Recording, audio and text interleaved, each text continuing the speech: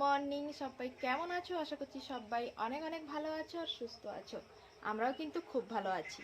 এখন কটা বাজে জানো তো? 8:30। আজকে খুব সকালে ঘুম থেকে উঠে পড়েছি 7টার সময়, কেননা আজকে যাব সোনাকে নিয়ে একটু ডক্টর দেখাতে। তো সকালে উঠে সোনার যখন ডাক্তার দেখাবো তো ওখানে নাম লেখানোর ছিল। তো 7টার সময় উঠে এই জন্য ফোন করে নামটা লিখিয়ে দিলাম। আর যেহেতু যাব তাই চটপট উঠেও পড়েছি, কারণ হাতের যেগুলো কাজ আছে ওগুলো সেরে বেরোবো সেই জন্য।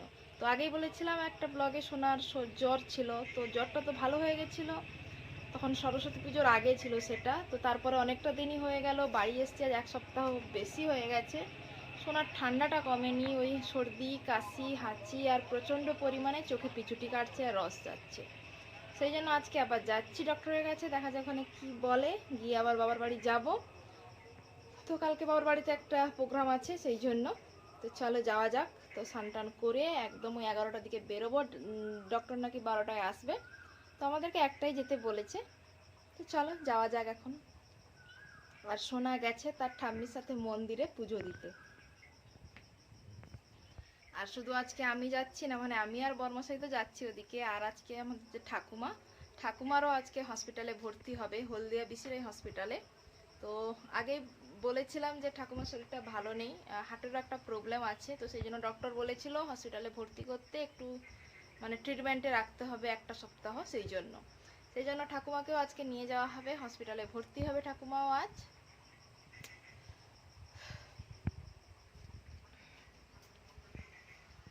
ঠাকুমা বসে বসে এখানে সকাল থেকে রেডি হয়ে বসে আছে, জানি না কোথায় যাবে। তো ঠাকুমা ঘুম থেকে উঠে একদম চাদর ফাদর গায়ে দিয়ে বসে আছে। রোজই বসে থাকে কোথাও না কোথাও যাওয়ার জন্য। হ্যাঁ, আজকে তো ঠাকুমা লং ড্রাইভে যাবে, তাই তো? গাড়ি চড়ে।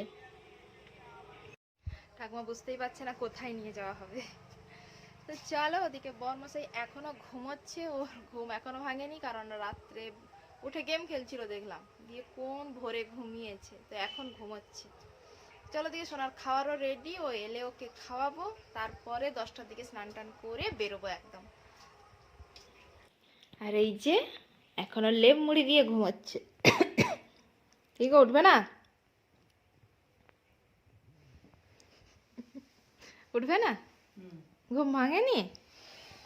এই রাতে ফোন দেখলে, মানে রাতে ঘুম ভেঙে ফোন দেখলে এই অবস্থা হয়। কতবার বলছি ঘুমো ঘুমো, ইনি ফোন দেখছিলেন, দিয়ে নাকি ভোর 5টায় ঘুমিয়েছেন। কি গো, উঠবে না? উঠবে না? হ্যাঁ, বেরোবে না নাকি? কটা বাজে? বেরোবে? যাবো না, ডক্টর চলে আসবে একটু পরে, চলো। এটা কি অবস্থা? এক পার প্যান্ট উঠে গেছে, এক পার প্যান্ট নেমে গেছে, পুরো গুন্ডা। কই রে?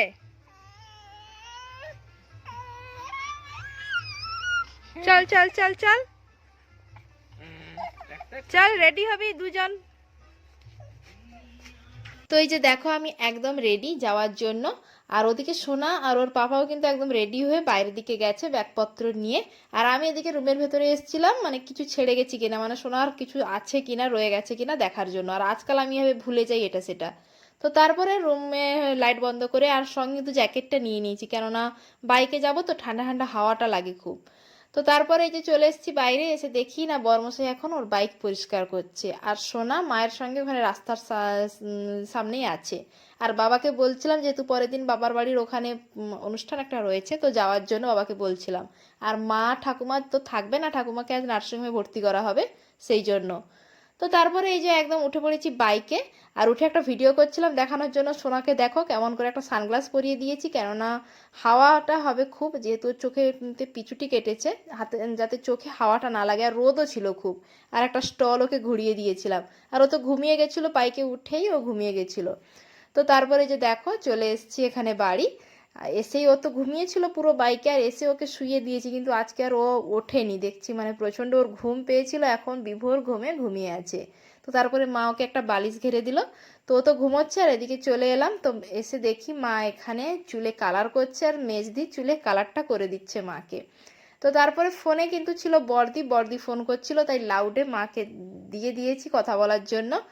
আর কী সব বলছিল হয়তো মানে ওরা বেড়াতে যাবে ওই সংক্রান্ত কোনো কথা বলছিল ওই সময়। তো ওদিকে মা তো চুলে কালার করছে আর এদিকে দেখি সোনা এখনও ঘুমোচ্ছে আর ওর পাপা ওর পাশে বসে পাহারা দিচ্ছে। তো চলো এখন ও উঠলে ডক্টরের কাছে যাব, অনেকটা সময় হয়ে গেছে।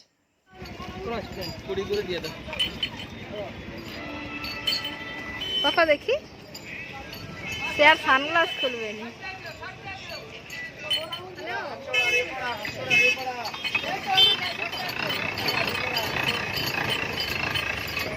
ও তো গেছে রে,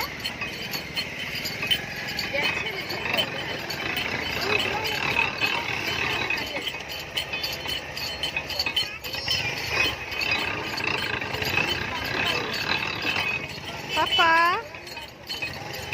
মন দিয়ে দেখতে ব্যস্ত।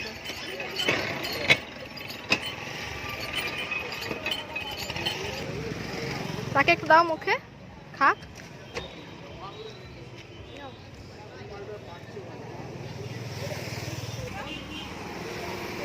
ভান্না ভান্না গোপটা দেখি কেমন। বলি বাবা কি সুন্দর গোপ হয়েছে।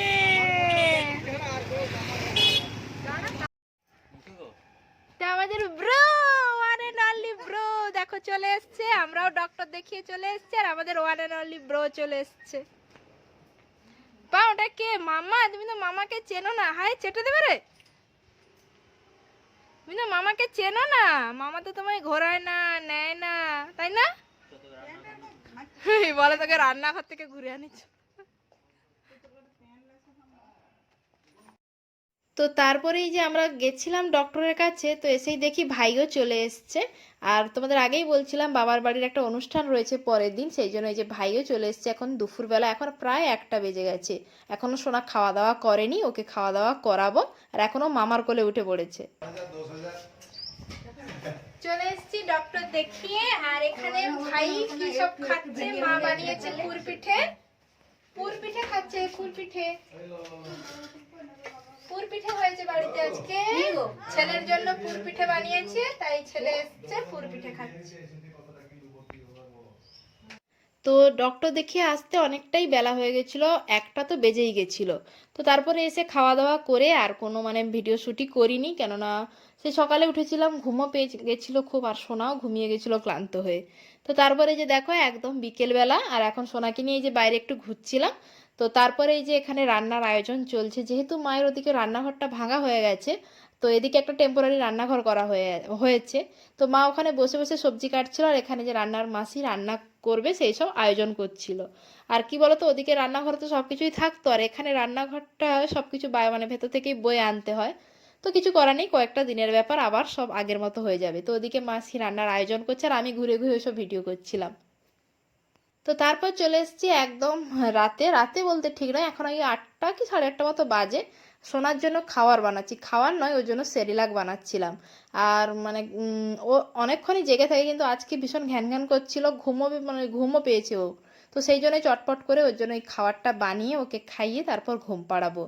তো ওর জন্য এখন সেরিলাকটা বানিয়ে নিই। চলো, তো চলো আজকের মতো ব্লগটা কিন্তু এখানেই এন্ড করছি। নেক্সট ব্লগে আবারও দেখা হবে তোমাদের সঙ্গে। ততক্ষণে কিন্তু সবাই খুব ভালো থেকো আর সুস্থ থেকো। আর আমার চ্যানেলটা এখনও যারা সাবস্ক্রাইব করোনি তারা প্লিজ সাবস্ক্রাইব করে দিও। টাটা।